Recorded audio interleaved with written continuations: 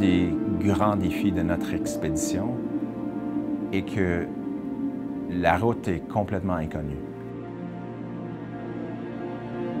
C'est important sur une montagne de ne jamais perdre son focus. Il faut avoir une tête claire à chaque moment. Quand on parle d'une expédition au Himalaya, c'est important d'être capable de réagir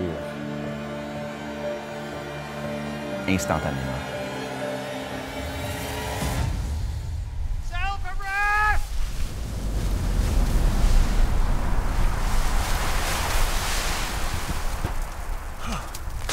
Comment est-ce que ça a été? C'est la vraie vie, là! Je serais mort!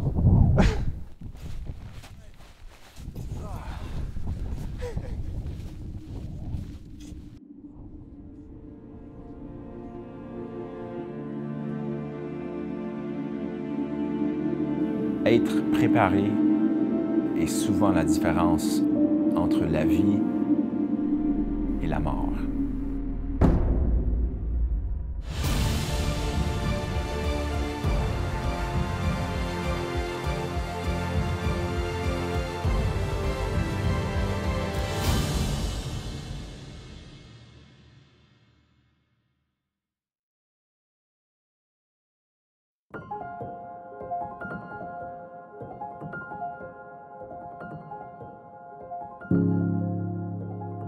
On est ici en Colombie-Britannique pour pratiquer des techniques sécuritaires pour préparer pour l'inconnu.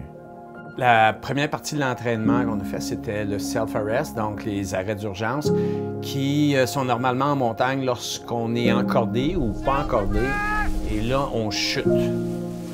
On peut chuter de différentes façons, sur le dos, sur le ventre, face première, face en arrière. Donc, l'important, c'est de se retrouver le plus rapidement possible, à se tourner le plus rapidement possible et à planter le piolet dans la bonne position qui va nous permettre d'avoir un arrêt rapide.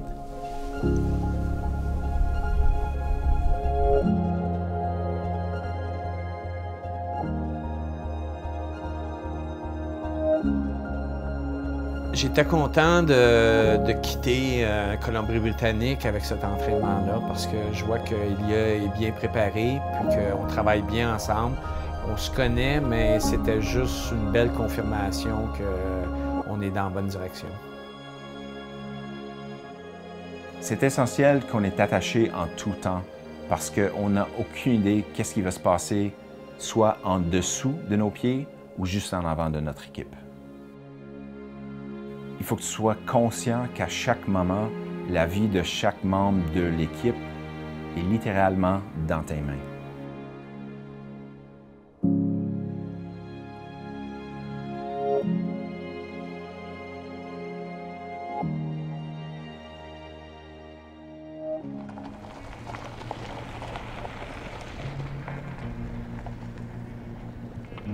Ta performance sur une montagne est souvent déterminée par le travail que tu as mis avant l'expédition. C'est ton entraînement, c'est ta préparation physique. C'est important d'avoir une variété d'exercices et de formes d'entraînement en préparation pour être en montagne. On a donc décidé de partir dans les trails. La course en sentier, pour moi, c'est super important. Ça fait partie de l'entraînement. C'est excellent pour le cardio. On est en montée. Puis en venant en Colombie-Britannique, on ne fait pas passer à côté de beaux paysages puis des beaux sentiers comme ça. On a décidé de courir quelques kilomètres dans la forêt. Et c'est sûr qu'entre moi et Gabriel, c'est plus son environnement. De la course à pied, de la course en sentier, j'aime juste courir. Ça fait partie de mon quotidien. Puis ça fait partie aussi de rester en forme, même en dehors des expéditions.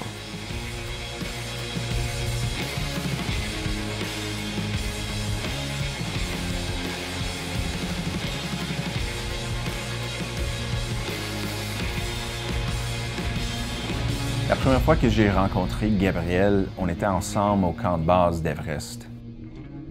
Il était caméraman pour l'expédition de Sean Egan, un ami commun.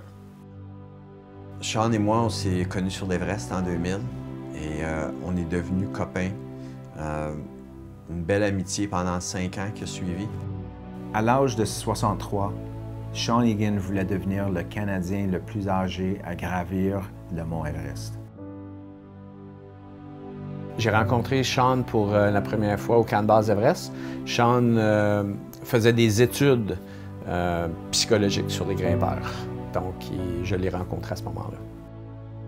Enfin, c'est Sean qui m'a présenté Gabriel. Il m'en avait parlé d'un Québécois un peu fou, très inspirant, et je me suis dit, il faut que je le rencontre. So if he can stay healthy and mentally, very strong mentally, I think he has good chance. En 2005, on est parti grimper sur 2 expéditions différentes, en même temps sur l'Everest.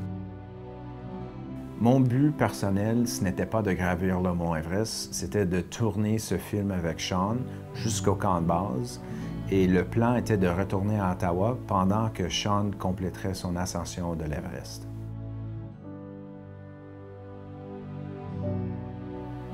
Le 29 avril 2005, j'ai reçu un appel du commanditaire. Il m'a dit tranquillement, Sean Egan est mort. Il est mort de crise cardiaque.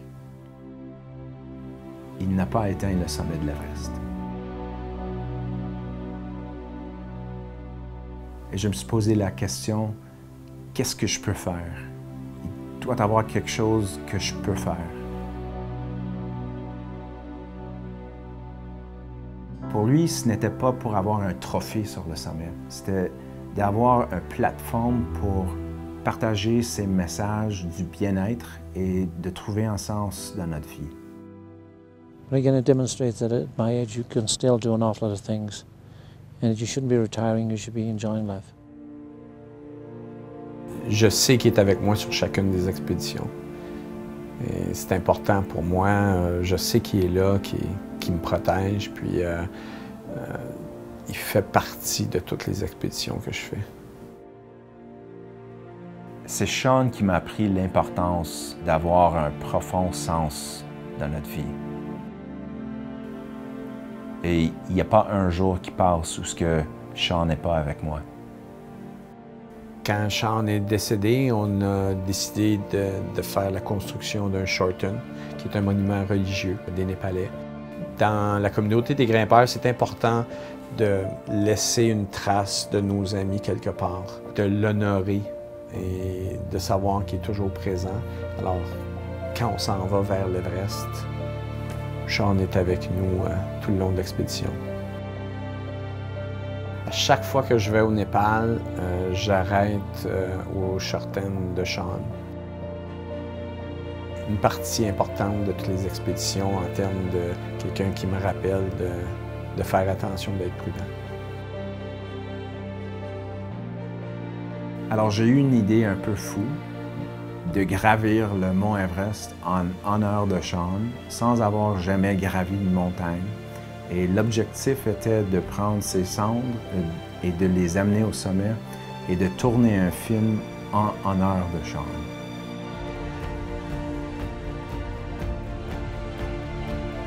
Après tout l'entraînement qu'on a eu cette semaine, j'ai juste hâte de me retrouver avec Elia sur Tenzing puis Larry Peak parce que je sens qu'on est prêt. On est prêt pour aller sur ces montagnes. La prochaine étape pour Gabriel et moi, c'est de s'entraîner en altitude. Et parce que c'est l'été au Canada, l'option numéro 1, c'est le Pérou.